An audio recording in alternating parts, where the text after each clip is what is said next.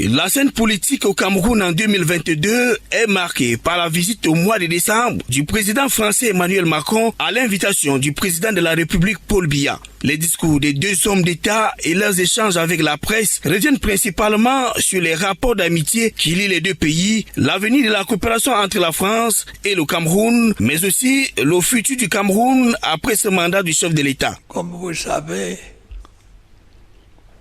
le Cameroun est dirigé conformément à sa constitution.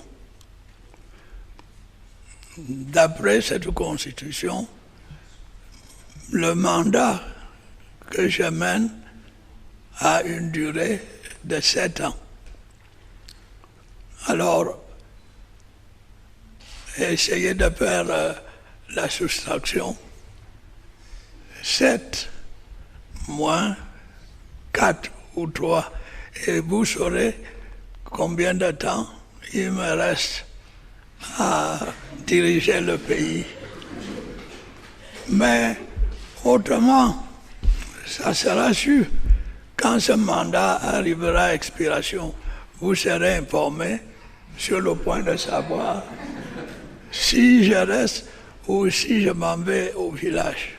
Cette visite d'Emmanuel Macron est une victoire politique du président Paul Biya qui pose d'ailleurs les jalons d'une nouvelle page de coopération entre le Cameroun et la France. Une visite du président français intercamerounaise qui a également permis à la classe politique du pays d'apprécier la sagesse du président Paul Biya. L'invitation spéciale du chef de l'État camerounais au sommet États-Unis et Afrique à Washington par le président américain Joe Biden est également un élément important qui démontre la considération et la place qu'occupe le Cameroun sur la scène politique mondiale. Le discours du chef de l'État lors de ce sommet Afrique-États-Unis érige encore le président Paul Biya au rang de leader de la nouvelle Afrique. Le tête-à-tête entre le président Paul Biya et le président Joe Biden porte déjà des fruits dans la résolution de la crise du Nord-Ouest et du Sud-Ouest, avec les arrestations des ennemis de la République qui financent cette crise depuis l'extérieur du pays. À l'Assemblée nationale, les députés de la nation réunis en session ordinaire au mois de novembre adoptent la loi de finances pour l'exercice budgétaire 2023. Un budget à hauteur de 6